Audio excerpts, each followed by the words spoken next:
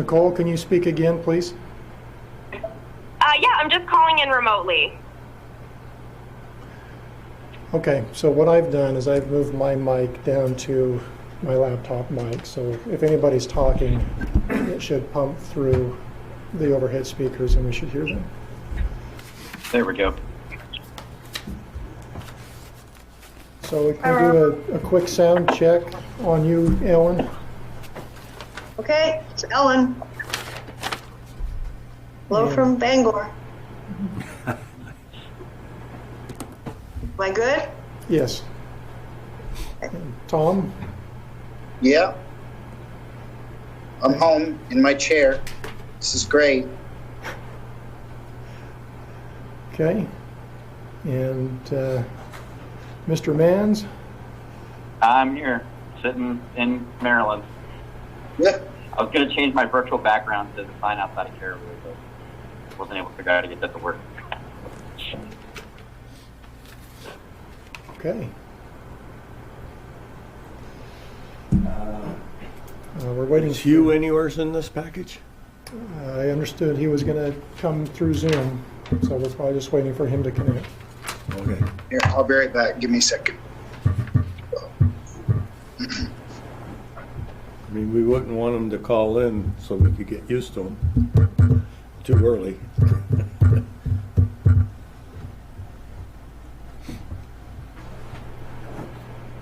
So for the citizens watching at home or through YouTube, they're picking up the sound of this meeting through your mics. So again, speak into those mics as clearly as you can. And that's how they'll be able to hear you that are sitting there. John, we probably need to move your mic. Oh, geez.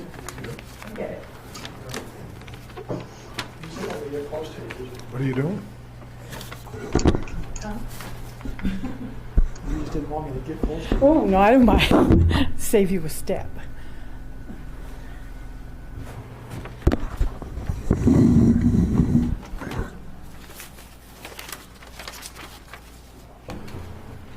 Yeah, that's what they said. Yeah. Okay. And then down here, Yeah. minus. Yeah, yeah. They're both.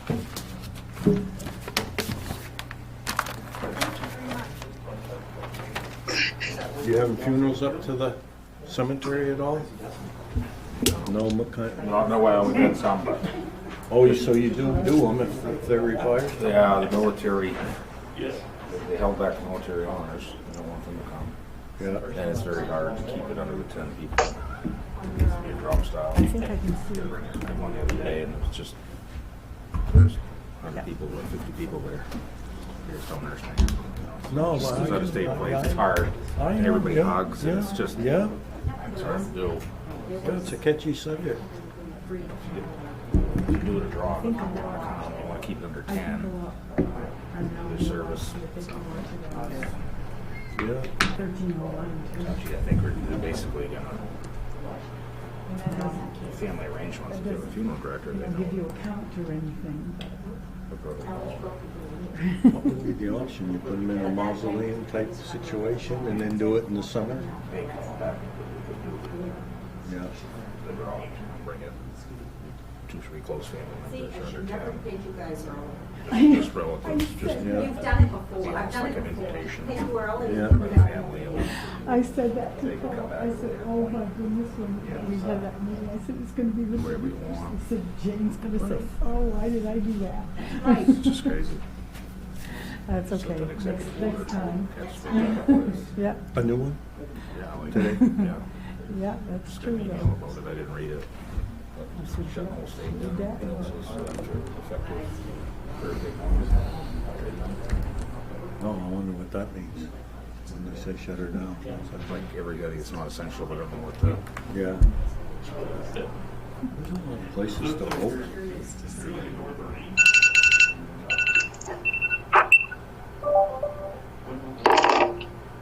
Did you get hooked into the Zoom yet? Huh? Are you able to get into Zoom at all yet? Okay, I could get a picture. couldn't get audio, and I can't find my microphone. And we're figuring if you don't have the microphone plugged in, you don't get the audio. I don't know. Solely, I'm working on it. I'm gonna work on it with him. He said he called me. I don't like it for the phone. Yeah. She was, she's not now. Oh, looks like she came Yeah, back. not set. I'll talk with him. There's you right there. I'm back. Sorry about that. Okay, Dennis? I think we're okay. We're okay? Okay, Jane? Ready? Okay.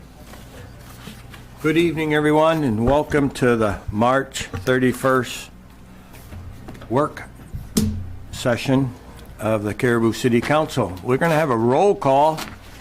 Now, today's meeting is, some of it's on Zoom and some of us are here. It's our first try at Zoom. So we'll do a roll call of the councilors first, and then we'll have everyone introduce themselves. I assume it's working on the TV and on YouTube. So, Hugh, are you present? Is Hugh here? There he is. Hugh, can you hear us? Can you hear us, Hugh? Sign language. Okay. Okay, we'll work on Hugh. Tommy, can you? Thomas Ayer, can you hear Still us? trying to connect. I can hear you. Thank you, Tom. Nicole? I'm here. Nicole, Cody? One more I'm time. here. Can you hear me? Yes, we can. All right. Hugh, can you hear us? He probably didn't push the little audio button at the top of the screen. Okay. Okay. Jody Smith, Mark Gaughan, and Doug Morrell, and Joan Theriault are present. We'll work through the technical stuff as we go. Before we go on to the topic at hand, Dennis, would you mind introducing the other people that are involved on this experiment? Okay.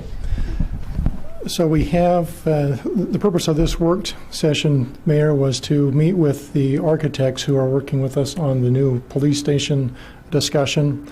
And so tonight we have Ellen Angel, and she's out of Bangor with Artifacts Engineers. And Ellen, do you want to introduce your cohort? Also zooming in is Rob Manns with Manns Woodward. There are public safety police consultant out of Maryland. Looking at Rob there. Rob's also an architect with a lot of experience in police and public safety design.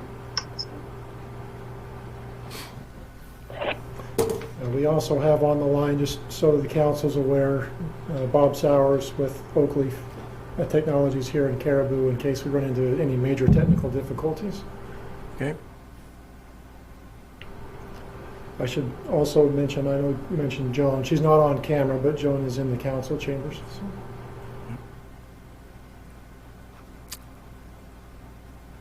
Okay, thank you, Dennis.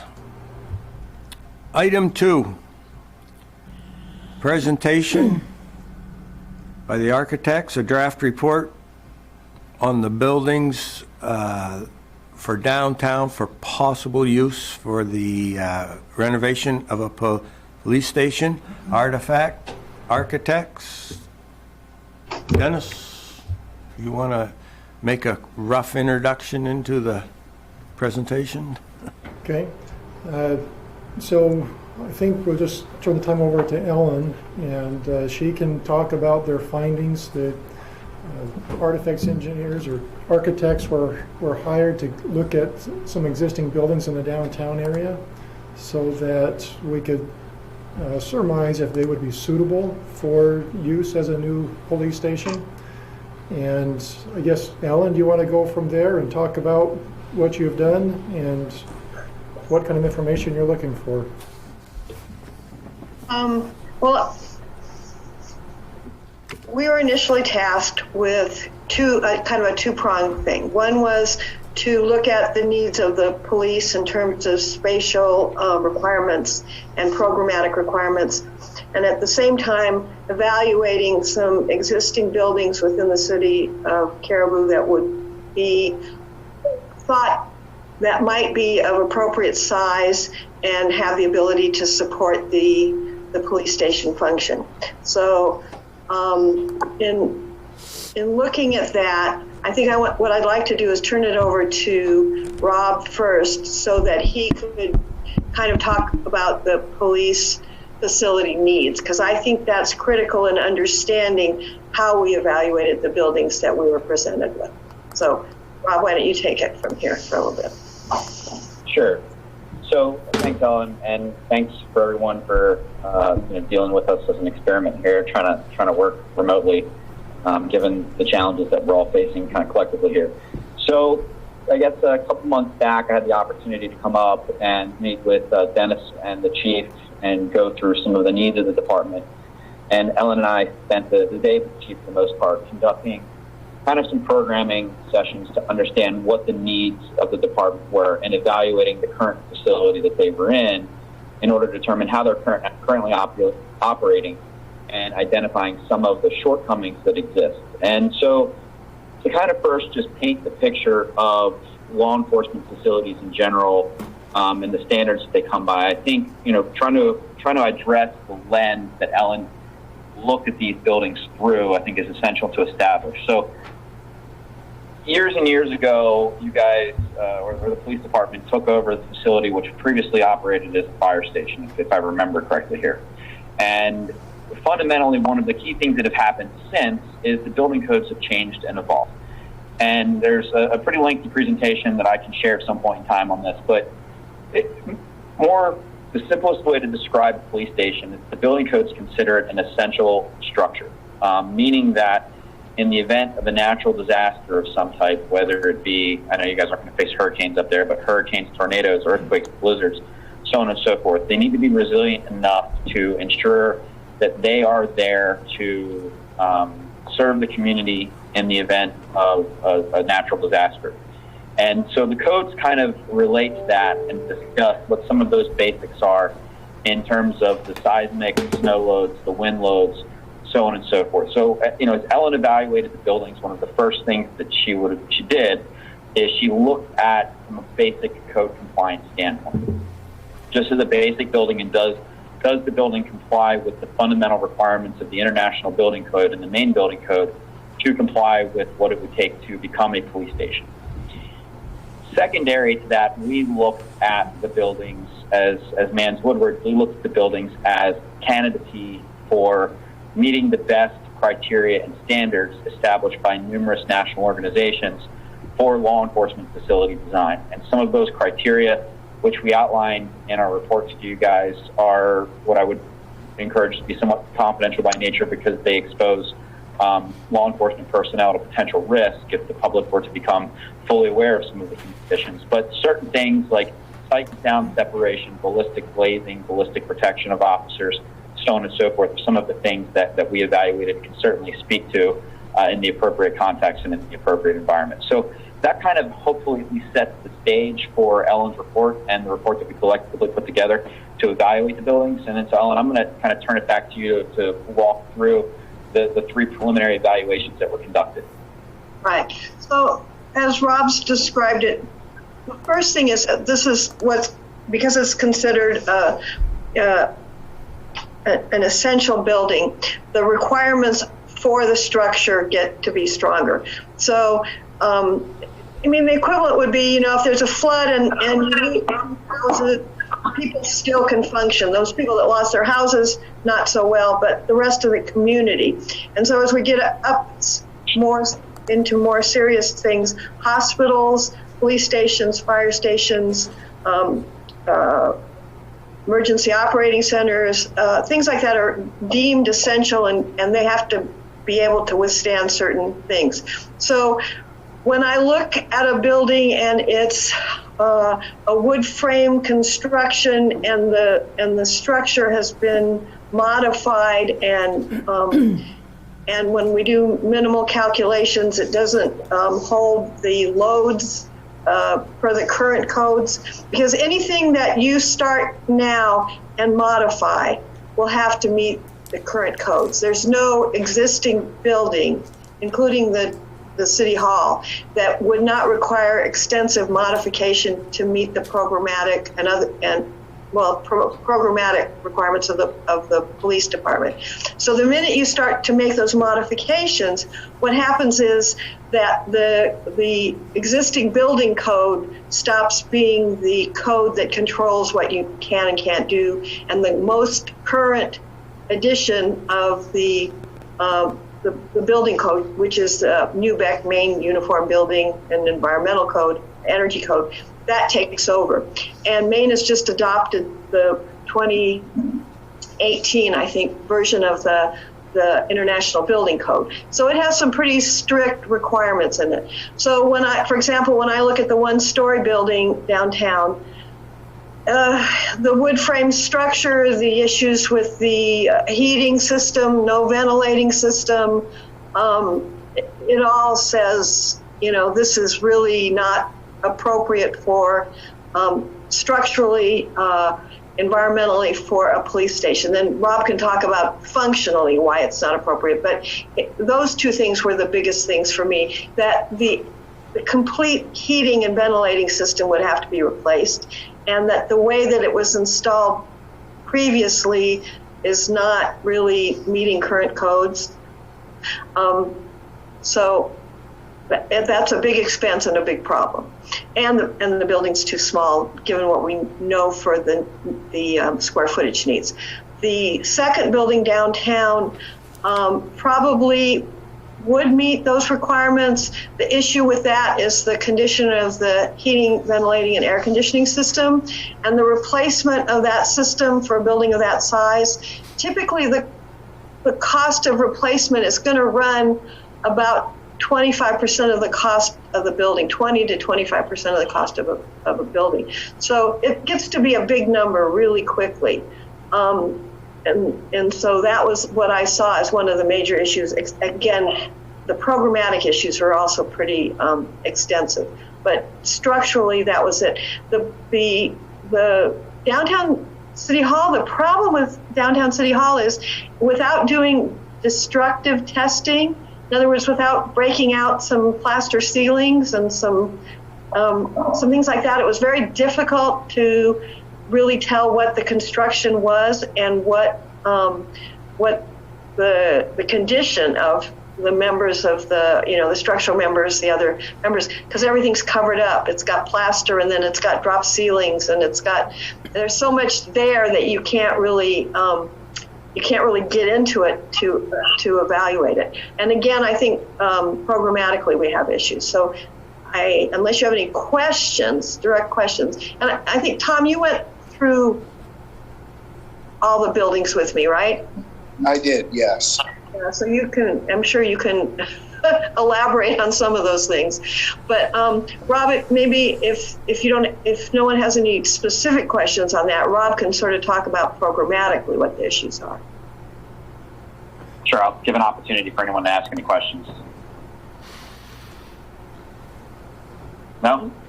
It's hard because you can't read everybody's body language, so I'm kind of trying to feel the cameras here. So, what's that? Oh, you missed you. Yeah. So, fundamentally, we met with the chief, and I believe everyone has seen, and I can certainly share my screen if that's something that we want to do.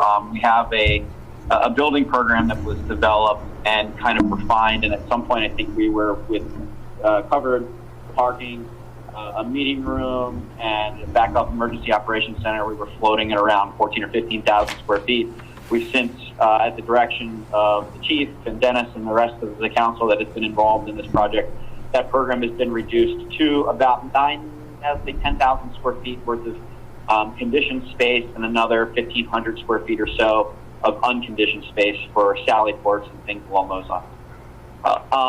Programmatically, one of the challenges that we see right off the bat with one of the candidates is that the square footage requirements to meet the needs of the department exceeds the square footage available on the one building. Now, I don't know if you want to just mention the name of that particular building, because I don't have that list in front of me here. It's at the office still. But that was significantly smaller than what we could adopt. Yeah, that was the new Sweden Street building. Maybe that's what we've been calling VMS it. building? BMS. Right. So conversely, the other building sits at about, and Ellen, correct me if I'm wrong, I believe it's like 27,000 square feet. A little less than that, but yeah.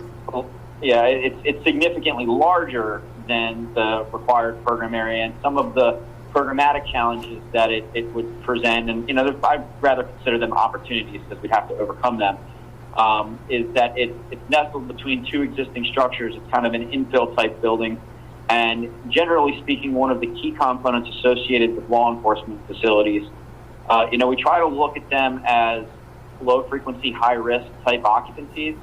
The odds of someone wishing to show up to do harm to a police officer are low, but the risk is still extremely high.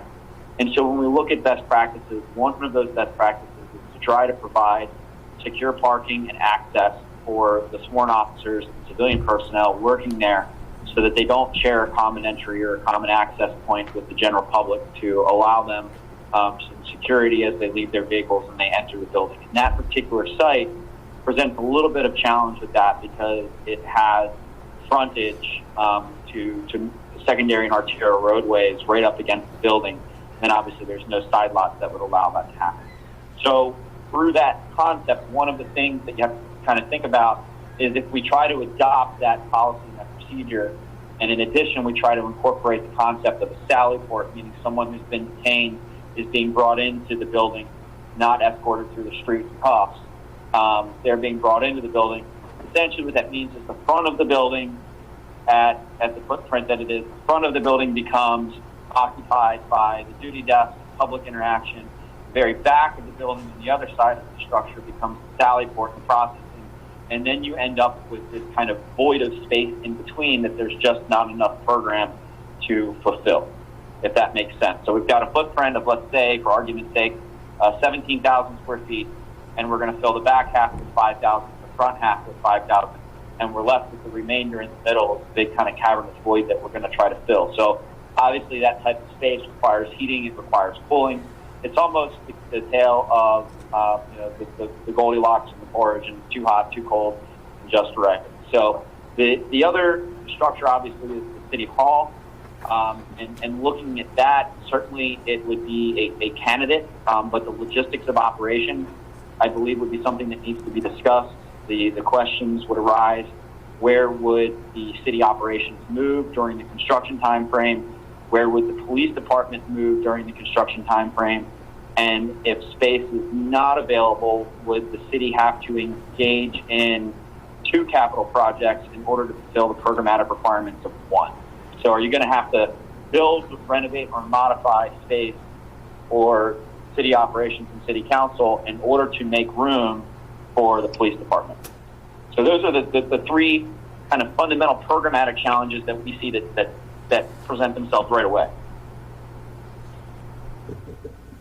Well, that's kind of it in a nutshell. The only building that we really think that the police department could fit into, and it would require an addition to the department, probably by removing the sally port and maybe building a 2-story addition where the current sally port is. But again, it would require vacating the building by everybody, because the police would have to vacate it at the same time so that we could do the work necessary to then to bring them back in. So, like Rob said, you've got a kind of several construction projects going at the same time. It may not be the most efficient use of time and money, I guess. So, Yeah, Ellen, and the fourth option would obviously be either another property, another parcel, or building a new structure on another piece of land somewhere, should it be available. So, Ellen, one of the things that we asked you to look at through this process, obviously, was those two buildings in City Hall. Could they function? I just want to summarize quickly again what you've stated. City Hall could potentially be renovated. We'd have to add on to it in order to make it work, the logistics of moving everybody out in order to facilitate the reconstruction, the structural upgrades if necessary, and all of that is a problem. The VMS building that you looked at, the primary issue there was just the size. It was just too small, and structurally, being wood frame construction would require a lot of upgrades in order to meet current building codes. The second building, the Sitel building, the main issue again was it's just too large for the police station. In addition to some of the site logistics of bringing prisoners in and out, separation of entrances and for staff, and as was mentioned, it's maybe too hot, too cold, and we're trying to find it just right. It was suggested, as you suggested, that there may be another building if we want to look at it, or simply looking at what would be a greenfield type of construction option for us to look at. But in the scope of the project that we outlined for the architects, one of the things that we asked them to do was, in looking at these existing buildings, to prepare, in a sense, a floor plan of what it would look like if the police station went into those buildings. And from a very high-level point of view, what we're hearing is that VMS is too small, Sitel is too big. We could maybe do City Hall. And so one of the questions that Ellen sent to me was, do we want to continue with that particular scope of work project, or that item, having them go through the exercise of laying out a floor plan in those buildings just to illustrate that they're not going to work? Or do we move on to another step and not have to incur additional costs of time, wasted energy, so to speak, in that effort? Is that Yeah, right, Ellen? basically, I mean, we still have, a portion, quite a portion of the contract left, and it just seemed like with what we've found so far, that we could do this extra step and try and put this in there and then cost it out, because that's what we said we'd do. But we know it's not really going to work. The only one that has the potential for working is the existing City Hall. So, and it's especially when you start to see Rob's functional diagrams, it becomes also kind of clear. And I'm sorry that the chief isn't maybe here tonight. He is. Huh? He's in the He room. is? Oh, okay, good. Well, that when you start putting those things on 3 floors, the efficiency of the department is going to suffer, or he's going to have to hire more people. Because right now, his, and you can see it from the diagram, it's difficult, but you can see it's a lot of things center around that guy at the front desk. He's doing like 3 jobs. Right. So if he can only do one job because he's on one floor, and then we have other people on other floors, then we have to duplicate that person as we go up to the 2nd and 3rd floor. So right now he's down here. He's this little guy in purple. It says duty desk, and he handles the lobby, he handles dispatch, he handles the mail room. He's actually right now kind of in charge of looking at what's going on in patrol processing in the jail cells and all of that. So it's one guy who's doing a lot of different jobs. Well, if he can only be on one floor doing that, basic duty desk and lobby job, then somebody else has got to be overseeing the jail cells and the patrol area, and maybe somebody else is someplace else, So it becomes less efficient. And I don't know. Again, Rob, you wanna? Yeah, sure. I mean, I think the key point here is that this is not a floor plan. It's not intended to demonstrate or showcase, even suggest a floor plan, again, because we're looking at a variety of different ways to fit this in. But what it does show is the critical adjacencies. So, as Ellen pointed out, for example, it's absolutely crucial that the duty desk have visual oversight of the lobby and the secure vestibule to make sure people are in control. And, conversely, it's probably equally important for the administrative officer, the administrative personnel, to have oversight of the lobby, again, because it's a relatively small department. So if there's a major incident and the duty officer gets, called out of the station, at least there's someone still there to man the lobby. But equally important is to ensure that the administrative staff and the administrative personnel is secure from someone in the lobby wishing to do them harm. Because again, they're not a sworn officer; they're independent civilian personnel, and I won't bring up certain shortcomings that exist now. So that's kind of some of the critical relationships that exist. Certain programmatic elements could certainly end up on the second floor, but more often than not, where things become cost effective is where you can find a balanced program, meaning that the first floor and the second floor are roughly the same area, which ensures that you're not operating the building or bottom weighting the building as having a lower level that might be 7,000 square feet and an upper level that's only 2,000 square feet. That's not usually balanced nor efficient. So while we might be able to take the fitness room and the lockers and certain things on the upper level, just about everything else, requires ground floor or at-grade access. So, for example, as Dennis kind of works towards the top of the screen, you'll see the sally port. Well, the sally port fundamentally needs to be at grade until at some point in time we develop flying cars. We need to drive in to the station. From there, it's essential that there's an immediate relationship to patrol processing, where they can do the processing of that person. What we don't want to do is move a prisoner up and down stairs where there is a risk of them doing harm to themselves or others, right, wrong, or indifferent. And then obviously that patrol processing also has relationships like the holding cells, the interview rooms, where the patrol officers conduct their report writing in their patrol workroom.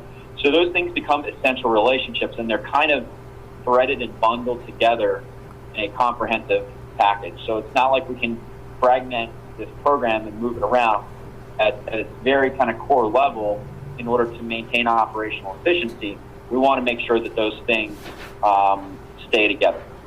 You wouldn't take, again, for example, you wouldn't take your evidence and break that up into multiple floors or multiple areas of the building for security purposes. Those kind of want to be clustered together and related to one another and secured as such. Going back to the initial question. So I asked, do you really want us to try and, work to stuff this program into the space of the existing city hall, and take the time that it'll take to do that? Because it won't be easy and it will take some time. Or do you want to proceed in a different direction where you might be spending your money more efficiently? And that was my question to Dennis, and that's, I think, what brought us to this point right now.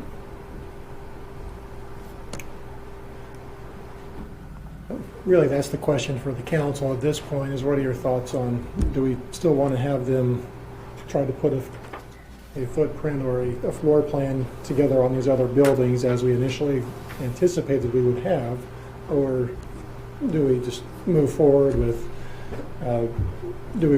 just laying something out for City Hall plus our Greenfield project, which was also in the scope?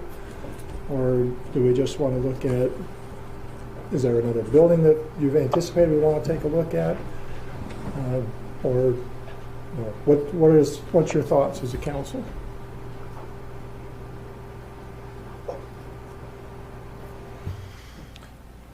Doug? I think we should stop. And I think the council needs to have a little come to Jesus over the direction we're heading. And if I'm understanding what has been explained tonight, and please correct me if I'm wrong, please, that the minute, according to what the engineers and architects are telling us, the minute we step into another building, that we were going to fall under the new building code and parameters to modify. Let's just pretend we moved into the Lions building and it had to be modified.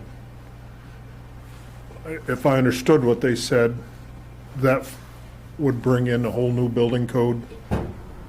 Is that correct? Right, and it's particularly because of the use of the structure.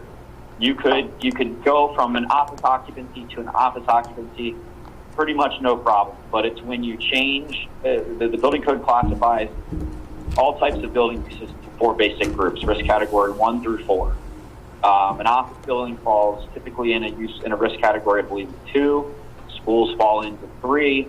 Public safety facilities fall into 4. So you're trying to take a 4 to a 2, which kind of, if you think about what that means, we've got to bring the 2 up to a 4.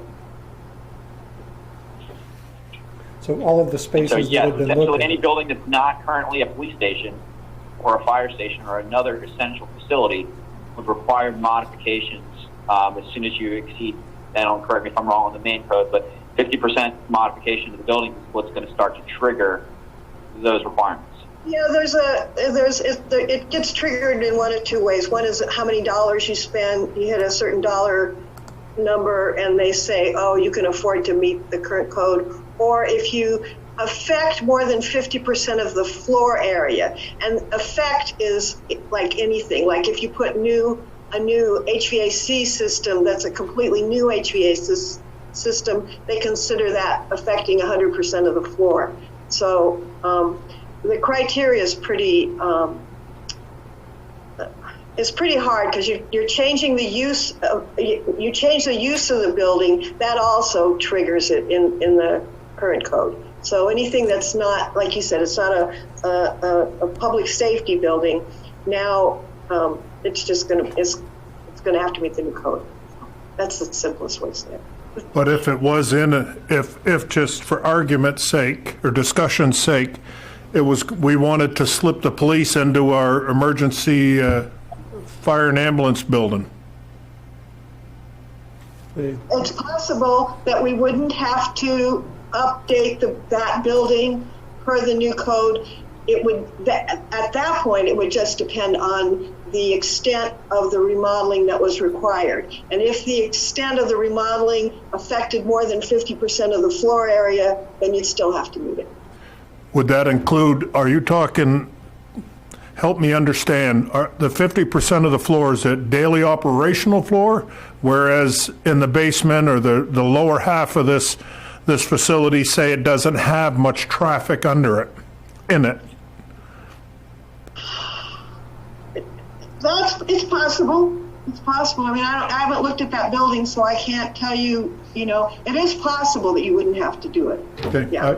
I don't want to waste everybody's time, but that's what, Right, for me, I think we should just hold. It would depend on whether or not that building complies with the current code, right? So if that building let's say that building was built in the 60s and it happened to function as an EMS or a fire station, that doesn't necessarily mean that it is still compliant, because it might have been constructed prior to that. Yeah, but you could get away with not. I mean, the question is, you could get away with not meeting the current code, but do you want to get away with not meeting the current code? For example, the state now requires anytime you put a new roof on a building that you have to confirm that the structure of the building roof meets the current code. Why? Because the state has spent money putting new roofs on old buildings only to have the roof collapse because it didn't meet the code and nobody ever checked. So technically, again, the code set, the IEBC, the International Existing Building Code, says that if you're using the building for the same function for which it was designed, and you do not modify any more than 49% of the floor area of the building, then you don't have to bring the building up to current code. So, I mean, that's the specifics of it. Now, the question is, as I said, if you start to mess around with mechanical systems, technically that can be seen as modifying all the floors because it is affecting 100% of the floor area. So, it's one of those code things where it's written in black and white, but it's a little gray. Thank you. As far as these three options, I think, in my opinion, I don't feel that any of these are worthwhile moving forward with. They've either been shown to us this evening or previously, either they're not fiscal, or not functional. Dennis. We can't hear them unless they speak into the microphone. Excuse me. I'm just saying what's been proposed here tonight for the Cytown City Hall and VMS has been shown to us, they're either not fiscal or functional for the needs of the police department. I think we've exhausted these options. We've done our due diligence as far as seeing if these are optional. My opinion would be, go ahead. Why don't you try to speak again and see if we can hear you? Can you hear me now? They can hear you on the TV, they can't hear you through the Zoom. They can't hear me through the Zoom? Yeah. Hear you. Now they can hear you. I guess I'll go back to what I said before. These the three options that have been presented to us this evening are either not fiscal or functional. I don't see why we need to move forward anymore with these. I think it's pretty well been exhausted, the options. We've spent a lot of time and resource on it, and I think I don't know what the best step to move forward with would be another option, but to spend any more time or effort on these three options, my opinion is just it's done. I think in my mind. Joan. I agree that we should be finished with those options. I don't think that they're practical. I think it's going to cost more money to do it than to build a new police station. The Lions building, I don't know. You said if you don't change the footprint of it or whatever, but it's right now an EMS and a meeting place. You're changing it to a police station with jails and the holding cells plus interrogation rooms and drug testing and things like that. So sounds to me like you're pretty much changing the whole footprint of what that building is right now. So it sounds like you'll probably get into having to be in compliance with the new codes. And are we just going to get back into the same situation? And is there enough room to do that? Is there enough room for the sally ports and for the things that they need?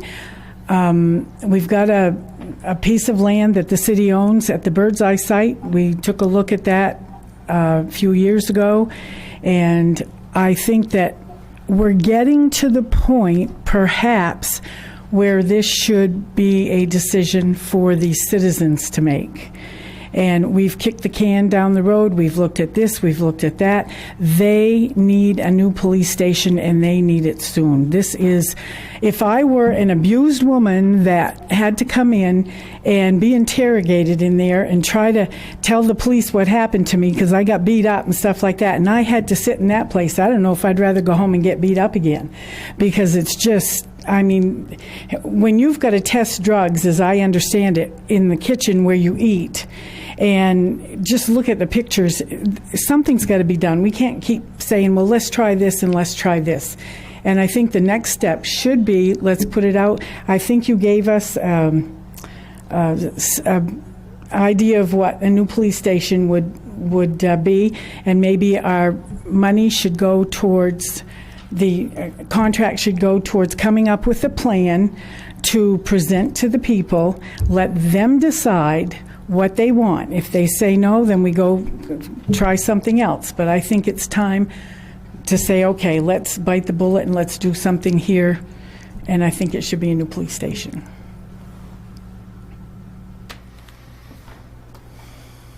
So if I could kind of expand comments, I think that one of the things, and Dennis, if you could kindly pull up that space diagram again, I could kind of speak to maybe the Lions Club, because I haven't seen it.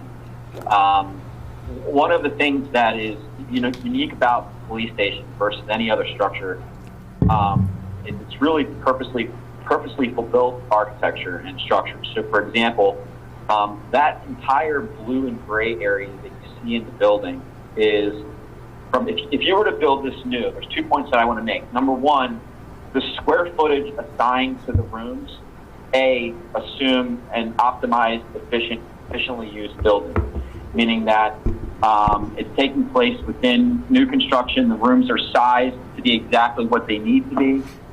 They're not too small and they're not too big. So to that effect, in a renovation if, for example, we have a total processing unit area of, and I'm just going to use a hypothetical because I don't have a spreadsheet open in front of my monitor right now. Let's say all of the holding cells in the processing area required 800 square feet. Well, if we were afforded an existing space that didn't have an 800 square foot module that would allow us to plan within, we would either have to cut holding cells, which would yield programmatic efficiencies for the department, or let's say we had a space that was, 900 square feet. In that instance, it doesn't make sense to try to cram another function in there. That module you end up building more square footage than necessary. So more often than not, in the renovated public safety facilities that we do, the program actually requires more square footage in a renovated facility than it would in new construction. So you have to evaluate that we're sitting right now, again, at about 10,000 square feet. But if we were to go to renovation, I wouldn't be shocked if that number increased because of the inefficiency of trying to work within an existing building. The second point talks about the purpose of the rooms and how they're organized and designed. So again, that entire blue area from a constructability standpoint, nearly everything in those blue and gray boxes would be constructed with masonry, likely reinforced in certain areas, concrete slabs coated in a high-performance epoxy coating that's urine resistant, bloodborne pathogen resistant, and bacteria resistant, because the rest of us in society don't have to deal with the individuals that intentionally defecate in the rooms or on themselves.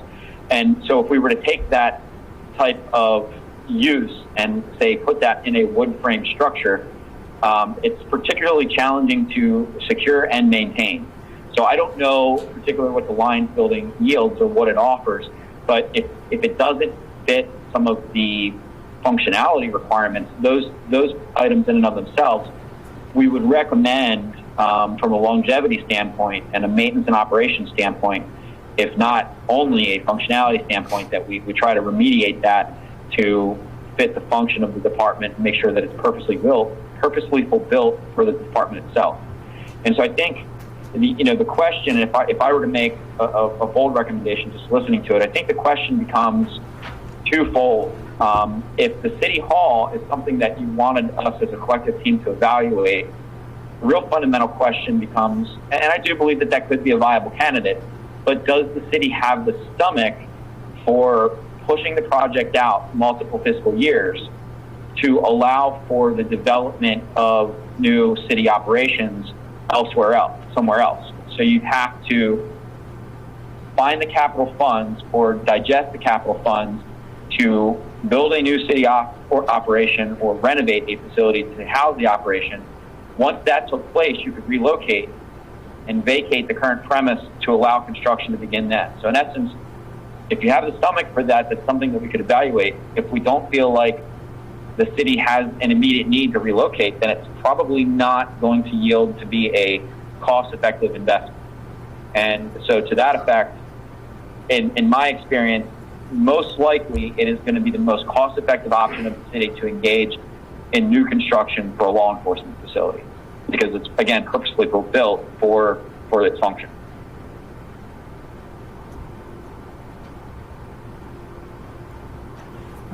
If I may speak to Councilor Terrio's comment that we were at a point Dennis, where... I think you're on mute, Dennis.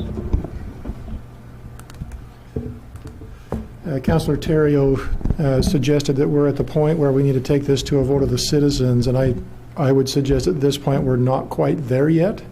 The architects were hired to continue to provide us additional information, such as, now that we've looked at the operational aspects of the department, what the space needs might be.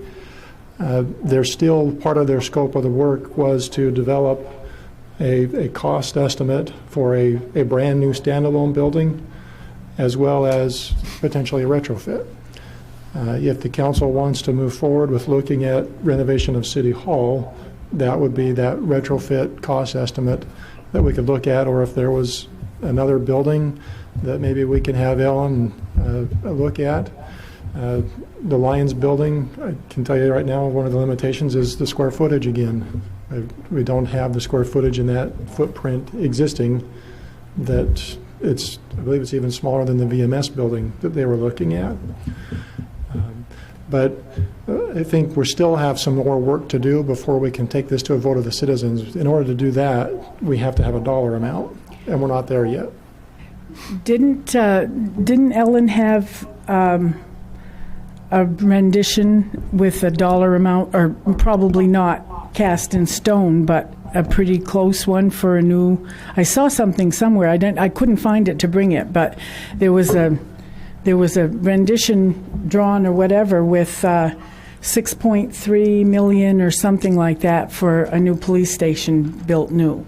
There were two options, I think V1 and V2 or something like that, and there was a dollar figure there. There was a dollar figure, and what we did is we used the program, which is the information that was triggered in order to come up with this bubble diagram that you were just looking at. That information was codified in a what we call a program, which lists all the different rooms and how many square feet they would be, and then totals that up and gives us a number that we apply to, sort of a general dollar per square foot amount to. It's not, we had, under our contract with you guys, we have a more specific cost estimate that we would provide you that would be, much more accurate. Of course, as Rob and I were talking earlier, one of the issues is we don't really know where costs are going right now. We don't know whether this virus will bring costs down or shoot them way up. It's a very difficult time to be prognosticating what's going to happen in the future. So, but we use numbers that are current for our experience right now based on just square footage. And I think it's a reasonable budget given what we know, and but it's not as accurate as we maybe would like to get it. And I think what Dennis is alluding to is that right now we have sort of these amorphous relationship diagrams and an approximate square footage of what the building should be, but that's not really a building yet. So the next step, if we were to say, oh, we want this as a standalone station on a greenfield site somewhere, would be to put a floor plan together of what that actually would look like as a building floor plan. And from that, we can get a lot closer to because then we have, how many windows we have and how many doors we have, and we can kind of get closer to what the actual cost would be. But again, it's really at this point, it's up to you guys how you want us to proceed. We're open to whatever. We just know that it didn't make sense to just spend your money on finding answers to questions that you probably didn't want answered. So. Or that we already know the answers to, just having cursory looked at it. Yeah, I mean, being good stewards of the taxpayer dollar, I think is critical here.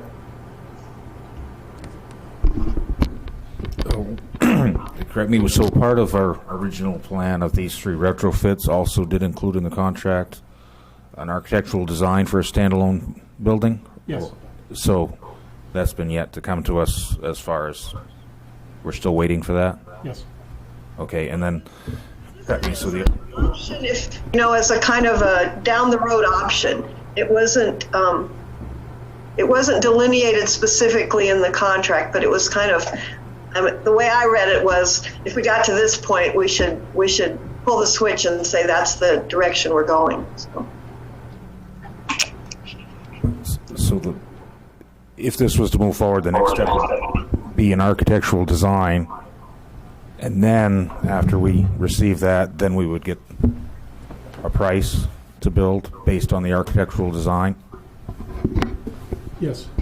Well, right now, what I could share with you is that the numbers that were presented through the building program are based on national historical averages, and they're based on the square footage to kind of pull us in where we think a reasonable national average is. And clearly, you guys will have a much better sense economically of what the construction market yields in Caribou than I would, and obviously Ellen would have a much better idea than I would as well. A fire station, for example, in Ventura County, California, costs roughly $795 per square foot.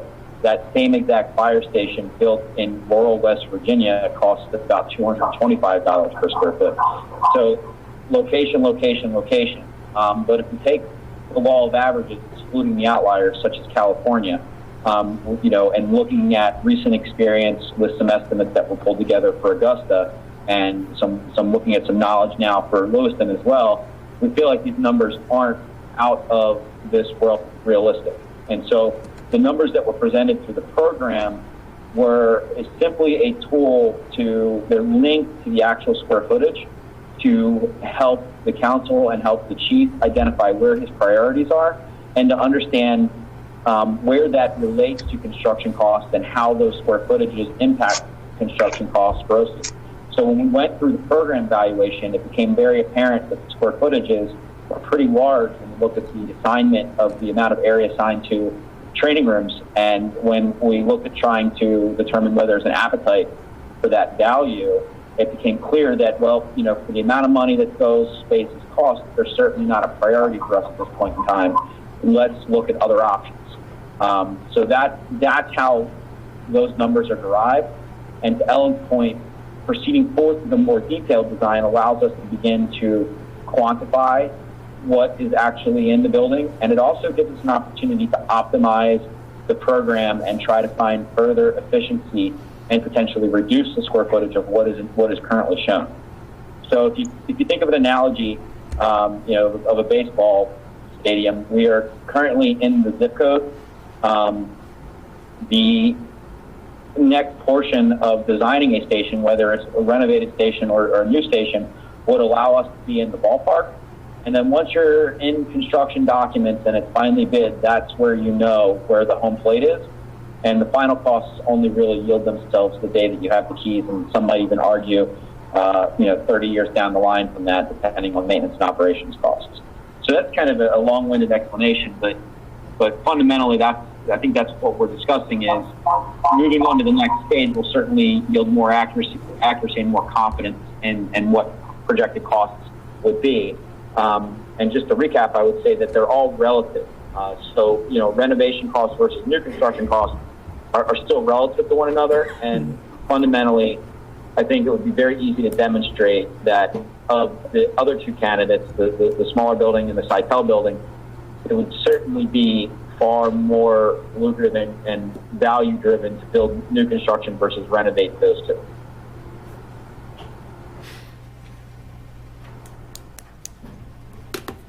Can I ask you, did you do the cost estimate for Augusta Police Station? The cost estimate for Augusta, we use a third party, and we do that because it's all they do. So we don't have control over the numbers. We can't make them, fit more with what we'd like to see or adjust it in any way. We present them with a design and with information about the materials, and they do an independent cost estimate.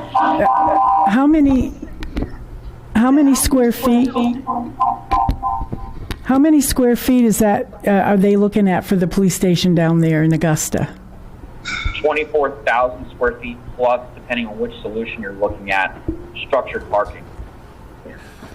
So it's about 24,000. Yeah, it's a completely different animal. Well, I know, and I had heard that the estimate was about $21 million for that, and that's why I was.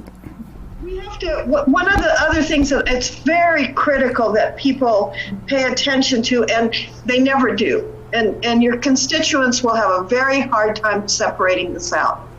But when we provide you with a cost estimate, we provide you with a building cost estimate and a project cost estimate. And the numbers that you're hearing in Augusta are what are considered the project cost estimate. The construction cost is I would say 30% less than that, 25 to 30% less, but and then maybe even closer to 40% less, because the project cost, if you think about it, you've got this little tiny police station downstairs in the basement of your building, right? And everything is old and everything is crummy, right? There's not much there that you're going to move into a new police facility.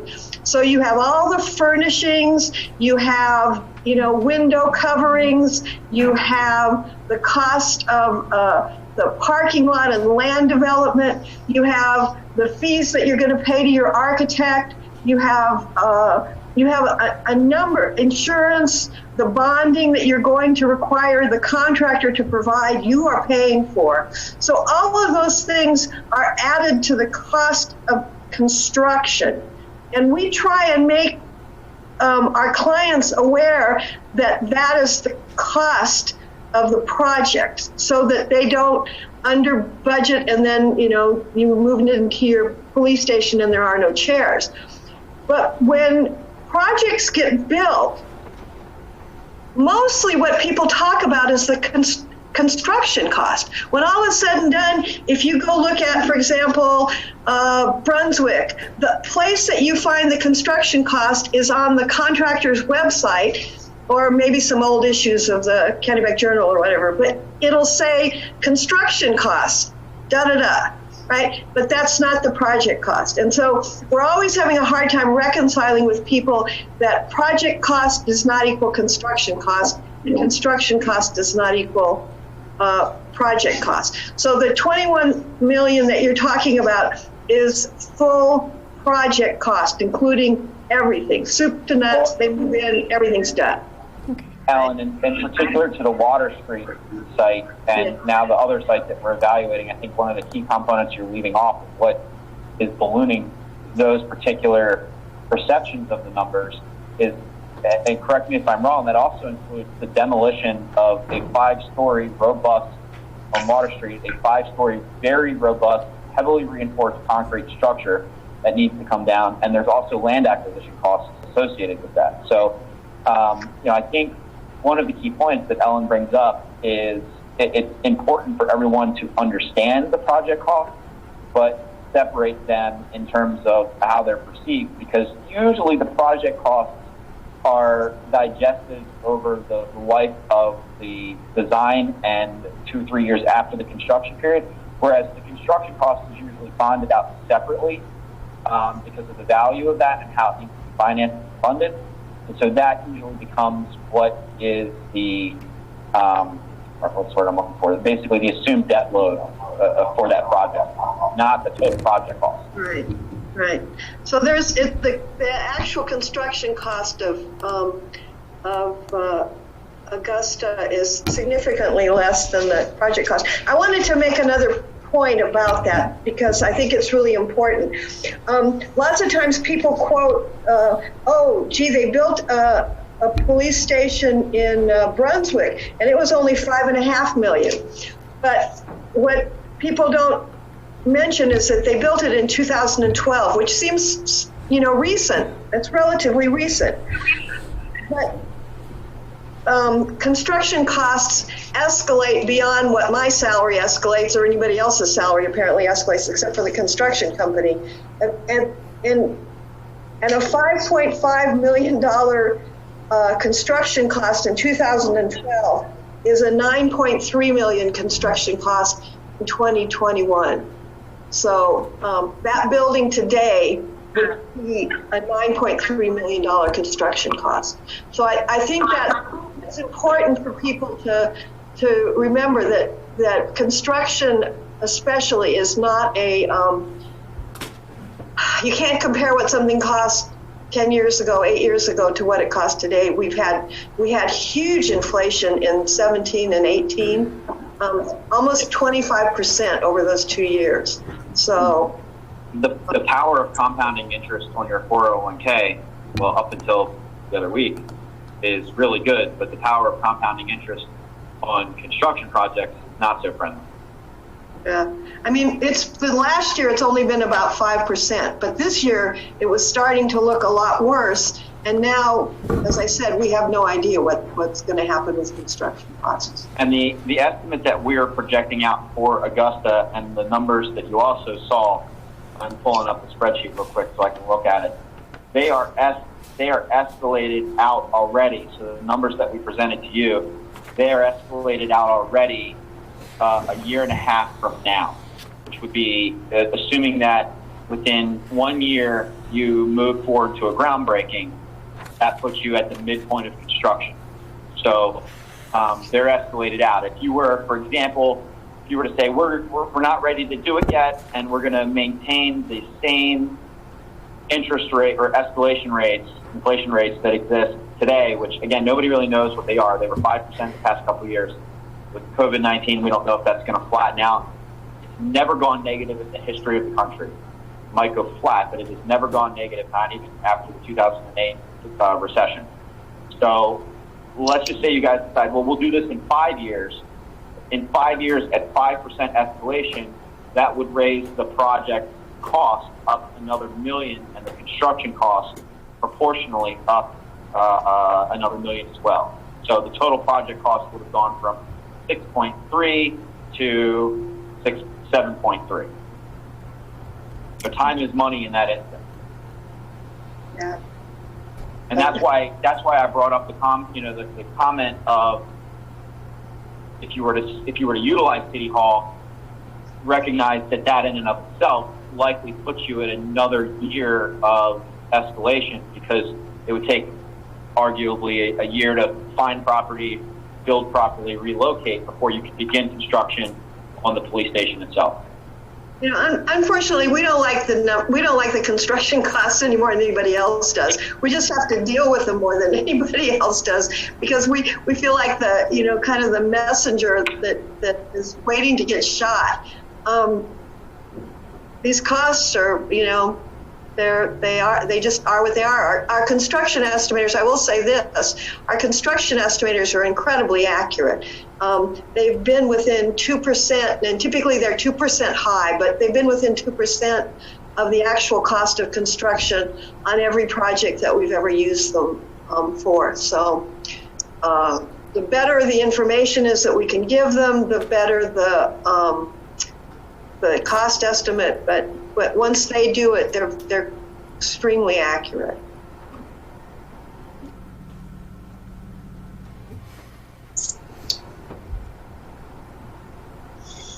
Tommy, do you have any comments you'd like to make? Oh, let me situate my shoulder here. To me, yes, we need to figure something out. I feel that building a new city hall, as we already got our gun cool, that's something that if anything's going to happen to the building we're in, it's going to downstairs can be document storage. The Lions building, we probably should check out. If there's an addition there that needs to be made, we check it out. I get what Ellen's saying, and the gentleman down in Maryland, whose name escapes me because Dennis keeps paging my screen. This is going on so long that, yeah, it might cost $1 million. It might not cost $1 million next year. It might. Nobody's got a crystal ball we can look at. What we need to do is make a smart and sound decision on what we're going to do for the current police officers, the current chief, sergeant, and poor Laura, who is literally first one people go right into when they walk into that place. We need to make it safe for them. We need to do what's best for the city taxpayers and making a fiscally sound, responsible decision as well. So there's a lot of variables to this. So where I see that Joan would like to get this out to the voters, I agree with Dennis. I don't think we're ready for it at this point. I think we need to exhaust a few more ideas before we do this. I don't want to jump the gun, no pun intended. But I want to do something right, and something that's going to last us not only 30 years, but 40 or 50 years. I'm a firm believer if you take care of things, they'll last. I'm just one of 7, but I along with Ellen, say that the 2 spots down Main Street, I'd never vote to put a police officer, either one. It just, Sitel's too big, and the other one is just, it's a poor location. But I personally, Mr. Mayor, I'd like to exhaust all of our resources, really think this one through. If we're going to send something out to the voters and ask them to make a decision about spending money, especially after the news from the school and everything else last meeting, I want to make sure we got this one right. Although I do like what this architecture firm has done, I don't want to spend a big gob of money. But I just want us to tread carefully here and just do something that's right. That's all my concerns are. Thank you, Tom. Nicole, do you have anything you'd like to add? Yeah, I just, I've listened to everyone, and unless we can think of another viable option to possibly renovate, then I think at this point we need to look at a new structure cost and start getting those estimates rather than continuing to kick the can down the road and, looking at options that just aren't going to be viable, because in the long run, that's just wasting resources and time. Obviously, we're not ready to go out to vote yet, but I do agree that ultimately the voters are going to be the ones making the decision on what happens. But at this point, obviously we're in an unknown state here with everything that's going on, but it would be very important to be working towards a viable solution at this point. Thank you, Nicole. Hugh, can you hear us? I can. Can you hear me? Oh, yeah. Have you been able to follow us? Yep. I've been able to follow. I followed the whole discussion. No, I think the report was good to at least show us that it eliminates 2 possibilities. When we started this process, 3 years ago, or 2+ years ago, I've heard other good options, like maybe the National Guard OMS behind the Wellness Center, maybe adding on to the Wellness Center. I like the idea of maybe looking at renovating the Lions building. So I think we have other options. We just need to take the time to flush each one out. Thank you, Hugh. Doug, anything else? That's Jody? No, I think I made my comments earlier that we think these 3 options are pretty well exhausted, and I'm willing to look at other options, including a new architectural design. Joan, anything else? No, I said my piece. We have a council meeting coming up Monday, this coming Monday, and so the question today for us, if I understand it, is do we want the architects to continue doing a floor plan on these options that are downtown and this building? Correct? Yes. If we could just get over one hurdle at a time, that's the hurdle we're at right now. So Monday night, we'll take that up as a council agenda item. I'm pretty confident that we're going to say stop the 2 options downtown, but we'll have another 4 or 5 days to talk it over, and we can give you folks an answer.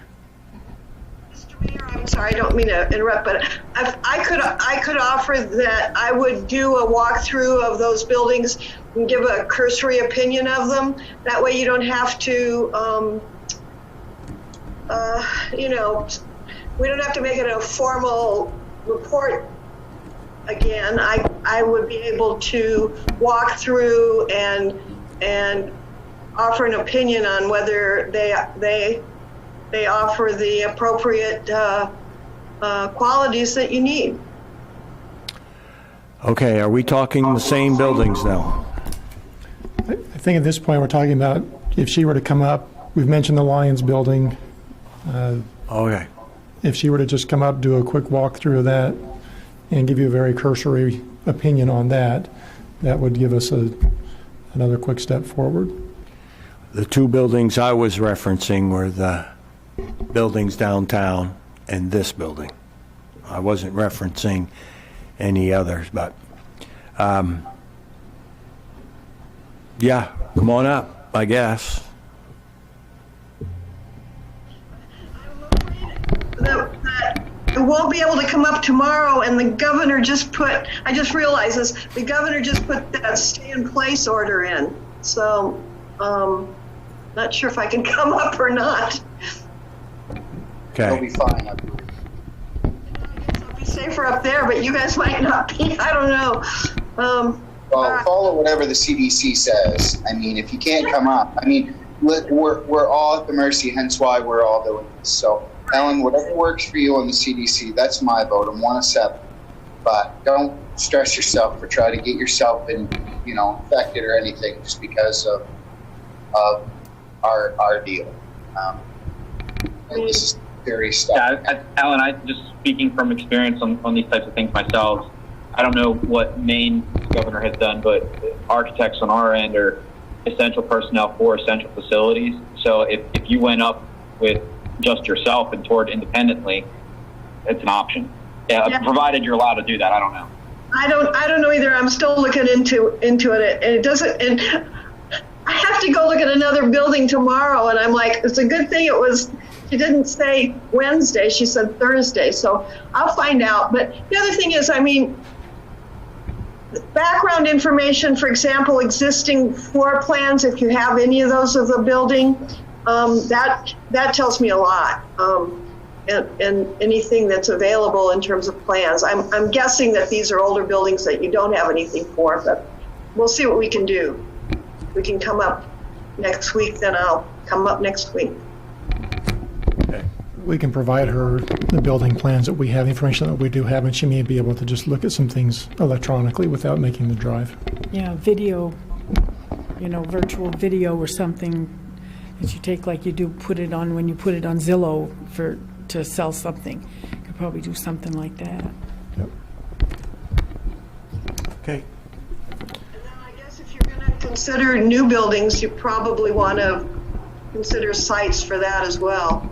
It's kind of hard to design a building in a vacuum, especially a building like this. Office buildings, generic office buildings, not so hard.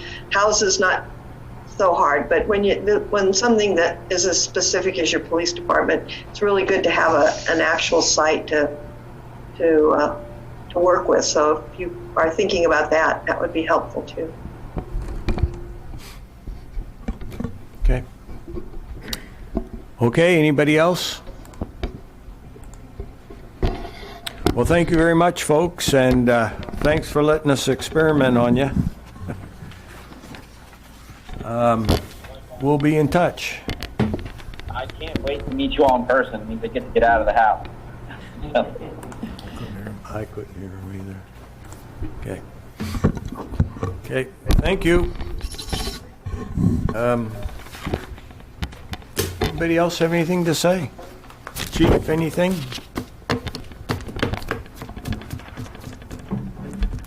Dennis? Anything else? I think, again, the scope of this overall project, let me unmute my microphone. The anticipation was we would go through this process, we'd make sure that we got all the information that we needed to make a good decision, and that the voters ultimately could have a dollar figure that they knew was generally solid. As was mentioned, who knows what's going to shake out after people start opening their doors and their windows again. But definitely, there's processes we need to continue to work through.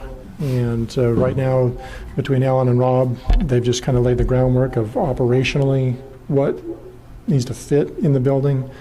As Rob mentioned, we can start, as we start putting things together, we can say, well, we can make some more efficiencies here and here as they start doing that work. Part of the scope was looking at if we were going to just have a design of a building that we could drop on any piece of ground anywhere, what might that look like? And I think that's kind of the direction, at least that's one of the elements of the scope that they could start or continue working down toward. But I'll send over information about the Lions building since that one's been brought up. And if there's any others you want us to send or some information on, we can do that as well. We are, as far as the contract goes, as we continue asking them to look at more and more buildings, that is scope creep in the cost of the project. And so it may be appropriate for us, if we keep adding buildings before they do any of that work, let us know what that additional cost is going to be to the city. Good point.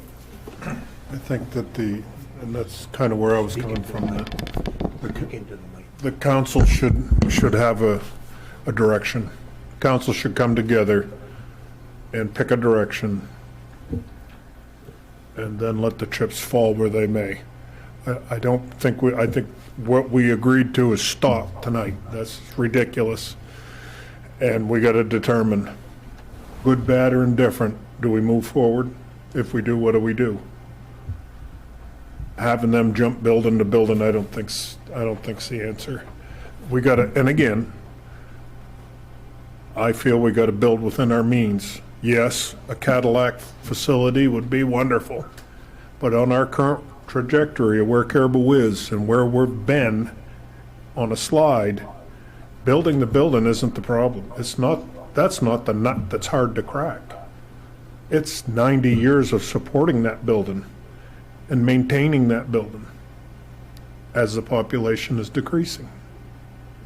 The payer mix basically is declining to keep that facility running. And I think it's just my 2 cents as a council should put all that in a nutshell, come together on a direction, and so be it. Forget about the National Guard buildings. They're not going to be out of there until 2041. They're not leaving National Guard until 2041, so forget about that building. I agree with Doug, in some ways, we've got to look at the longevity and maintaining the cost of whatever we do. If we redo the Lions building, which also brings in issues in its own right, that's an old building. If we build a new building, well, how are we going to maintain it over the years? In fact, we do have a declining population, but, again, there's no crystal ball. We can't say, okay, we're going to have a declining population and then it rises, or we got to, and that's why my point is we've got to really, if we are going to do something, council has to be to a point on it, and we need to do what's best. So I think the 2 downtown buildings, we should, in my opinion, get them right off the table. The City Hall, get it right off the table. Those 3 buildings that Ellen came to check, that's my opinion, get it off the table. Let's stop wasting our money and thinking we're going to hash out a different council building or a different city office when we just did those renovations a couple years ago. And now we're talking about coming in and tearing it all apart again to build something for a different facet of city government. So it's my opinion that we need to either look at the Lions building or look at building something new. But I don't think it's going to cost $6-point-something million. I think we can, we've got some very talented people up in this area. So, again, that's my 2 cents. Okay, thank you.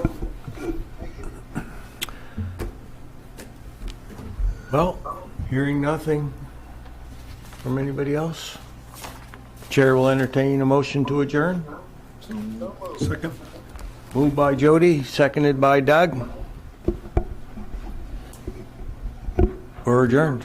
Do we vote? Are we allowed to vote in the workshop session? I mean, I'm kind, With a workshop session, you just adjourn it. you just close it. Okay, thank you very much. Man with a hammer. Thank you very much for everyone, and thanks for your patience on the experiment. Good evening. I had a hard time hearing some people. I can't hear first. I had a hard time. That woman was in and out. I can't hear. My decibels. So- I tried to get those three buildings on next week's agenda, but it didn't work.